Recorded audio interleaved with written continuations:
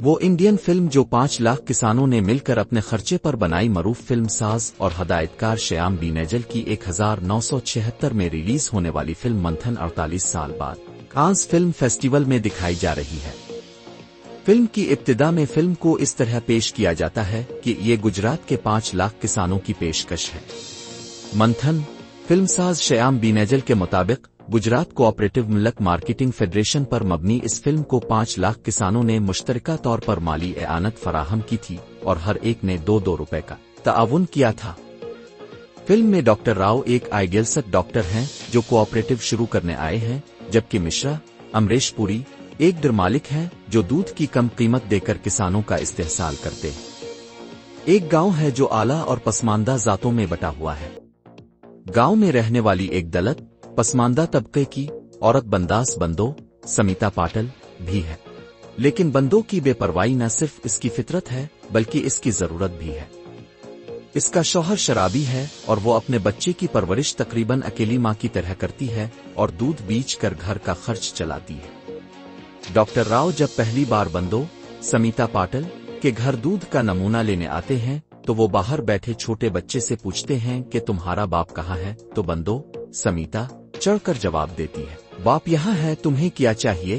سمیتا پاٹل کے اس پہلے سین سے یہ بات واضح ہو جاتی ہے کہ وہ غریب اور استحصال زدہ ضرور ہے لیکن ری ہوئی نہیں ہے۔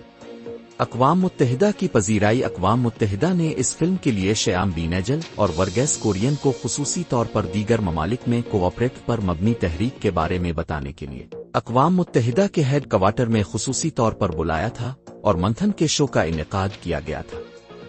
اس کے بعد اس فلم کو روس اور چین میں بھی دکھایا گیا۔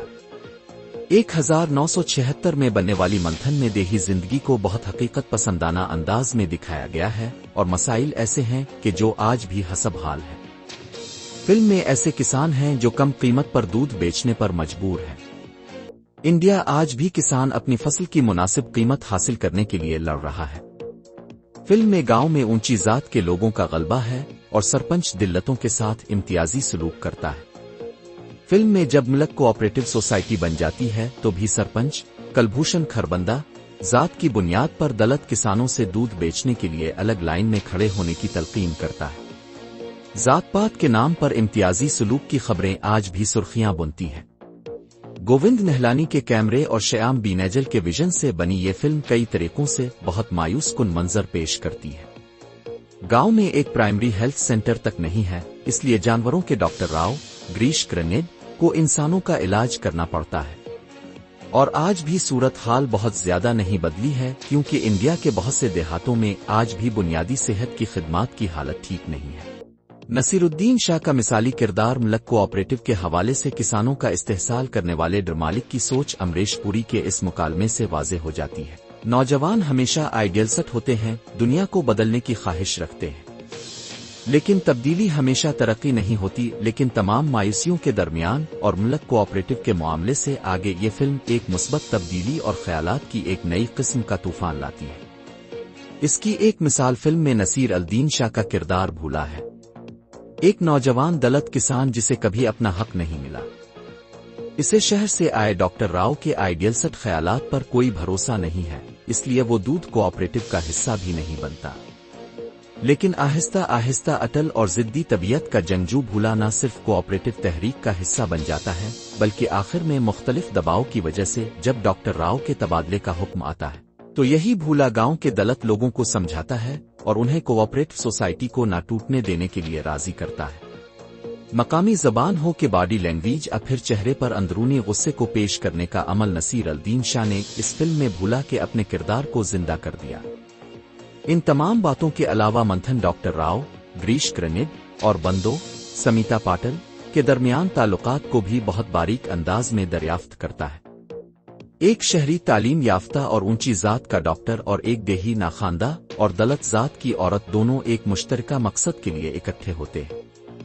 دونوں شادی شدہ ہیں، لیکن دونوں کے درمیان ایک بے نام رشتہ قائم ہو جاتا ہے جسے ٹھیک سے بیان نہیں کیا جا سکتا۔ سمیتا پاٹل کی آنکھوں سے اداکاری سمیتا پاٹل آنکھوں سے اداکاری کی ایک بہت ہی خوبصورت مثال ہے۔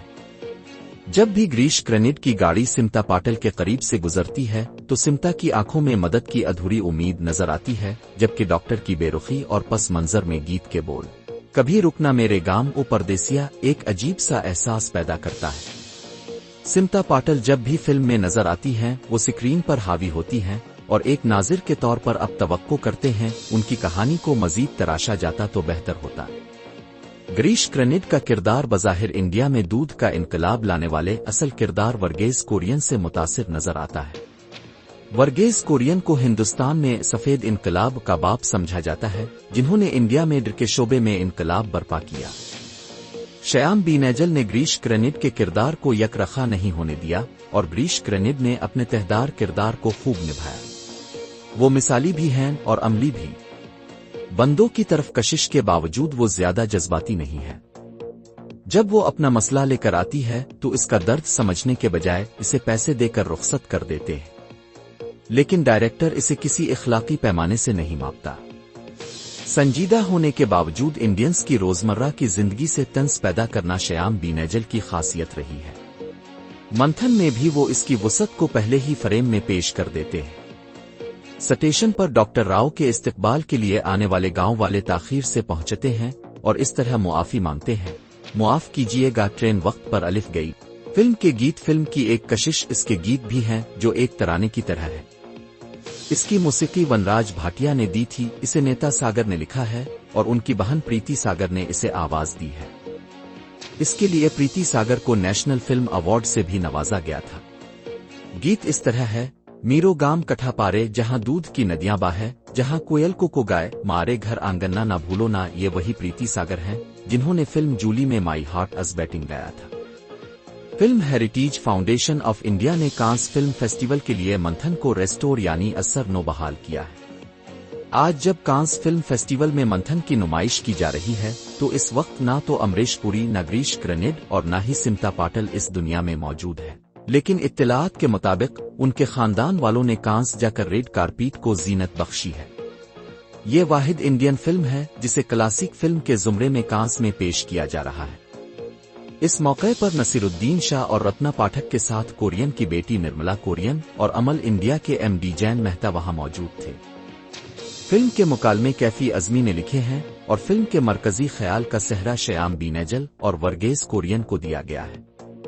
سکرین پلے کی ذمہ داری مشہور ڈرامہ نگار وجے ٹینڈولکر نے لی ہے۔ شمع زیدی نے آرٹ ڈائریکشن کا کام اس وقت کیا جب بہت کم خواتین ایسا کام کرتی تھیں، جبکہ فنکاروں کی فہرست میں گجرات کے پورے سنگوانا گاؤں کے لوگوں کا شکریہ ادا کیا گیا ہے۔ آخر کہانی تو گاؤں والوں کی ہی تو ہے۔